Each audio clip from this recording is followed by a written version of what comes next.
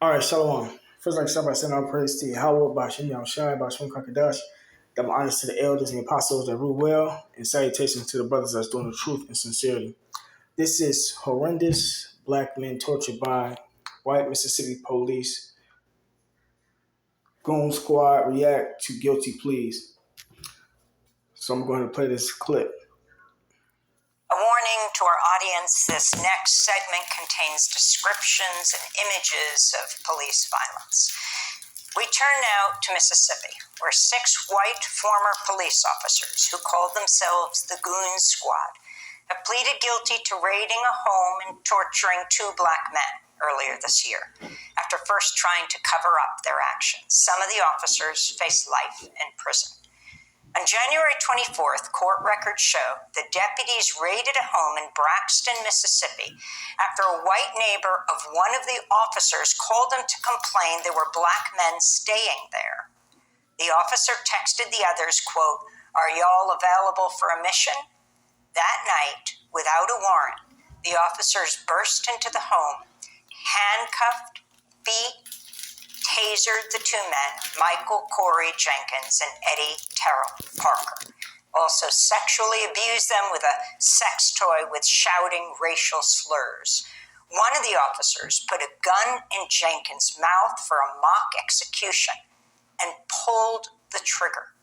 The bullet lacerated Jenkins' tongue, broke his jaw, exited through his neck.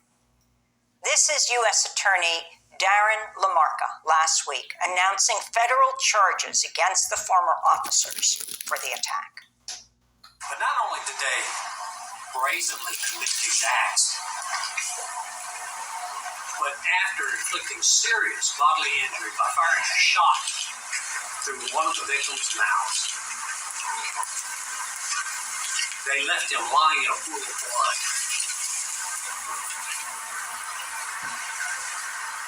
Gathered on the porch of the house to discuss how to cover it up.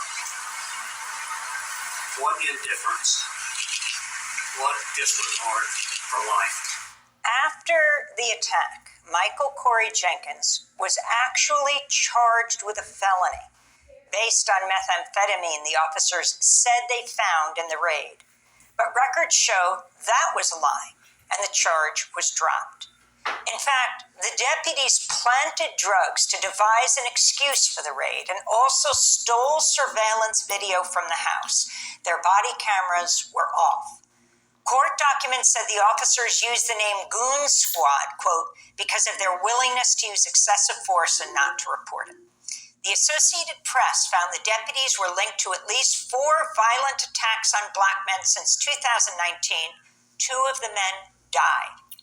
For more, we're joined by Michael Corey Jenkins and Eddie Terrell Parker, as well as Malik Shabazz, a civil rights attorney with Black Lawyers for Justice who's representing them. We welcome you all to Democracy Now! Malik, let's begin with you. Can you talk about how this case was exposed, how we saw these officers charged, and what you understand about their background? This not being the first vicious attack. Okay, thank you for having us on. I want to say before we get started that Michael and Eddie will only be speaking, that they cannot speak about the specific details of what happened in that house that night, but they can talk about their reactions to the guilty verdicts and to their pain and suffering. And Michael is suffering because half of his face is numb. But because we have sentencing coming up, so we're under certain sensitive legal guidelines. But we're happy to be on with such a progressive audience. This case was brought to light through the determination of Black Lawyers for Justice, of myself as the attorney for Michael Jenkins and Eddie Parker, and Mississippi Counsel Trent Walker. From early January, we have advocated strongly and vigorously in every way, and we have worked with community activists in Mississippi and throughout the country in order to bring the truth that is coming to light today, that these defendants, Hunter Elwood, Christian Dedman, Brett McAlpin, Middleton, Dyke and Joshua Hartfield. That they're called the Rankin County Goon Squad. They're known in the community as the Rankin County Death Squad. This has been occurring for a long time under the leadership of Sheriff Brian Bailey, who should be the subject of criminal investigation also. And they have been getting away with this so long that they felt emboldened to act in such a radical and callous way on that night of January 24th, 2023. But it's through persistence. It's through intense legal advocacy, with us advocating to the U.S. Justice Department, collecting evidence and applying legal pressure and all kinds of pressure to bring about what is now historic.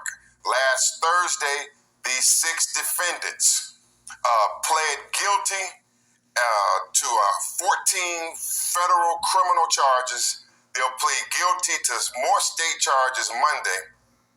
This is the first time, democracy now, this is the first time that a white Mississippi police officer has ever been held criminally responsible for harming a black person. And we know that plenty of police brutality has occurred not only in Rankin County under Brian Bailey, but throughout the state of Mississippi. This is a history-making moment. I'm just so sorry it had to come on the backs of the pain and the suffering, the torture and the shooting and the abuse and waterboarding of Michael Jenkins and Eddie Parker, our clients. I can't bear to go to Michael Jenkins and Eddie Parker meeting you in this way for what you went through that horrific January night. But I'm wondering if each of you could respond to the guilty plea of these officers and what it means to you that some of them may be facing life in prison. Michael Jenkins, let's begin with you. I feel great that we finally get justice after months. At first they didn't even believe us.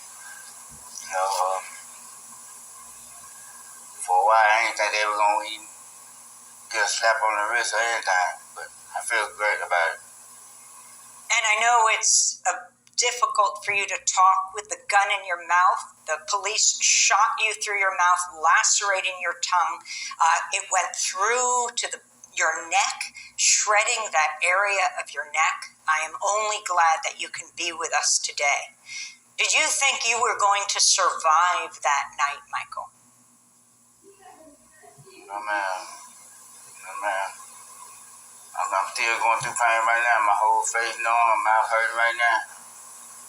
Let me speak. And Eddie Parker, if you can talk about your response to this plea deal.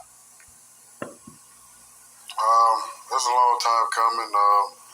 It's something I say there's also history too, coming from a long way of going through this situation with the same police officers, and pretty much you steer clear, stay out the way so you wouldn't end up in this situation. But ending up in this situation was a part of me, staying clear. So I'm astounded. I'm real happy that it's finally come to a point where they're getting a